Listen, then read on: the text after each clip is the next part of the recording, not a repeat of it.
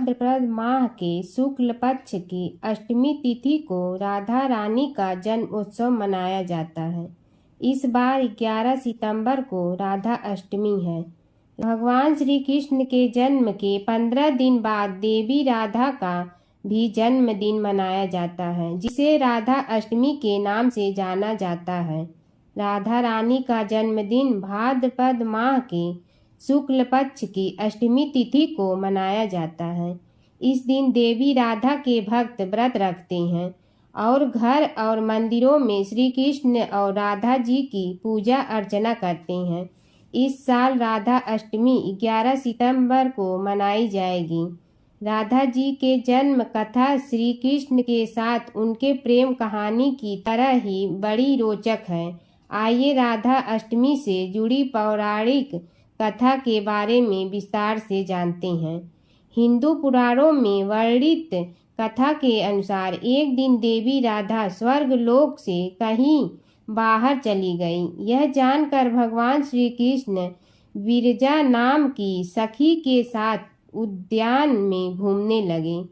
कुछ देर बाद जब देवी राधा स्वर्ग लोक वापस आई तो वह श्री कृष्ण को विरजा से साथ देखकर क्रोधित हो उठी और क्रोध में ही उन्होंने विरजा को अपमानित कर दिया।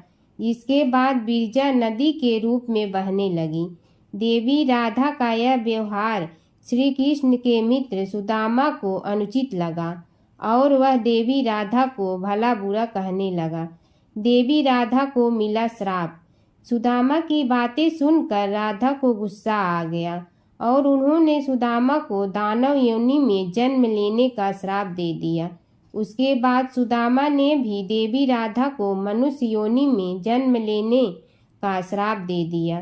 शिव पुराण की कथा के अनुसार देवी राधा के श्राप के कारण सुदामा ने शंखचूर्ण दानव के रूप में जन्म लिया, जिसका वध भगवान शिव के हाथों हुआ था। वही राधा रानी को सुदामा के श्राप के कारण पृथ्वी लोक पर मनुष्य के रूप में जन्म लेकर भगवान श्री कृष्ण का वियोग सहना पड़ा। जबकि कुछ पौराणिक कथाओं में बताया गया है कि द्वापर युग में जब श्री विष्णु ने भगवान श्री कृष्ण के रूप में अवतार लिया तो उनकी पत्नी यानी माता लक्ष्मी ही देवी राधा के रूप में पृथ्वी पर आई थी। राधा अष्टमी व्रत का महत्व। राधा अष्टमी व्रत का हिंदू धर्म में बहुत ही महत्व है। इस दिन भक्तजन देवी राधा के नाम का व्रत रखते हैं और धूमधाम से श्री कृष्ण और देवी राधा की पूजा अर्चना करते हैं।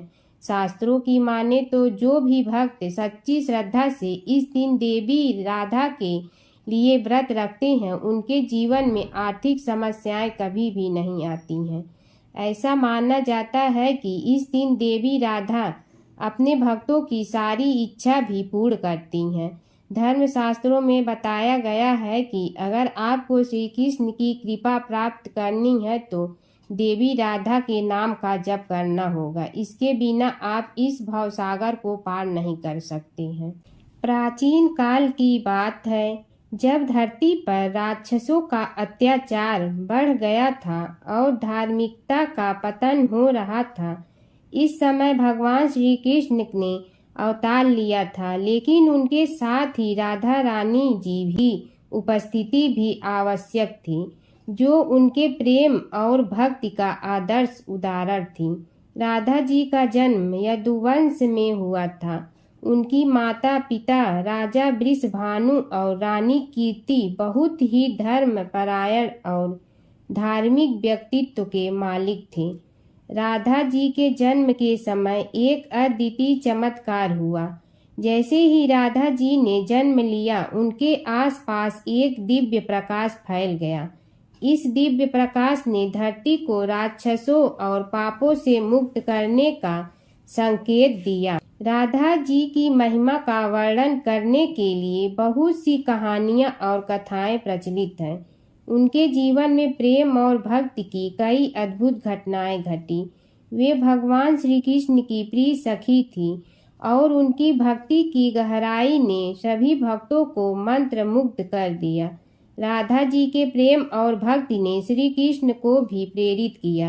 राधा जी ने हमेशा कृष्ण के साथ गहराई से जुड़े रहने और उनकी सेवा करने का प्रयास किया। उनका सच्चा प्रेम, भक्ति और प्रेम को लेकर कई अद्भुत कथाएं प्रचलित है। दूसरी कथा, बरसाने के एक संत की कथा। एक संत बरसाने में रहते थे और हर रोज सुबह उठकर यमुना जी में स्नान करके राधा जी के दर्शन करने जाया करते थे। यह नियम हर रोज का था। जब तक राधा रानी के दर्शन नहीं कर लेते थे तब तक जल भी ग्रहण नहीं करते थे। दर्शन करते करते तकरीबन उनकी उम्र 80 वर्ष की हो गई। आज सुबह उठकर रोज की तरह उठे और यमुना में स्नान किया और राधा रानी के दर्शन को चले गए। मंदिर के पट खुले और राधा रानी के दर्शन करने लगे। दर्शन करते करते संत के मन में भाव आया कि मुझे राधा रानी के दर्शन करते करते आज 80 वर्ष हो गए, लेकिन मैंने आज तक राधा रानी को कोई भी वस्त्र नहीं चढ़ाया। लोग राधा रानी के लिए कोई नारियल लाता है, कोई चुनरी लाता है, कोई चूड़ी लाता है, कोई बिंदी लाता है, कोई साड़ी लाता है, कोई लहंगा लाता है, लेकिन मैंने तो आज तक कुछ भी नहीं चढ़ाया है। यह विचार संत जी के मन में आया कि जब सभी मेरे राधा रानी के लिए कुछ न कुछ लाते हैं तो मैं भी अपनी राधा रानी के लिए कुछ न कुछ लेकर जरूर आऊँगा। लेकिन क्या लाऊं जिससे मेरी राधा रानी खुश हो जाए। तो संत जी यह सोचकर अपनी कुटिया में आ गए। सारी रात सोचते सोचते सुबह हो गई। उठकर स्नान किया और आज अपनी कुटिया में ही राधा रानी के दर्शन पूजन किए। दर्शन के बाद मार्केट में जाकर सबसे सुंदर वाला लहंगा चुनरिया का कपड़ा लाए और अपनी कुटिया में आ करके अपने ही हाथों से लहंगा चुनरी को सिला और सुंदर से सुंदर उस लहंगा चुनरी को गोटा लगाए। जब पूरी तरह से लहंगा चुनरी को तैयार कर लिया तो मन में सोचा कि इस लहंगा चुनरी को अपने राधा रानी को पहनाऊंगा तो बहुत ही सुंदर मेरी राधा रानी लगेंगी।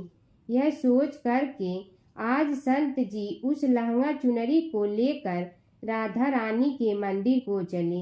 मंदिर की सीढ़ियां चढ़ने लगे और अपने मन में सोच रहे हैं, आज मेरे हाथों के बनाए हुए लहंगा चुनरी राधा रानी को पहनाऊंगा तो मेरी लाडली खूब सुंदर लगेगी। यह सोच कर जा रहे थे, इतने में एक बरसाना की लड़की लाली आई और बाबा से कहती है, बाबा आज बहुत ही खुश हो, क्या बात है बाबा बताओ ना। तो बाबा ने कहा कि लाली आज मैं बहुत खुश हूँ। आज मैं अपने हाथों से राधा रानी के लिए लहंगा चुनरी बनाया हूँ। इस लहंगा चुनरी को राधा रानी जी को पहनाऊंगा और मेरी राधा रानी बहुत सुंदर दिखेंगी। उस लाली ने कहा, बाबा मुझे भी दिखाओ ना, आपने लहंगा चुनरी कैसी बनाई है।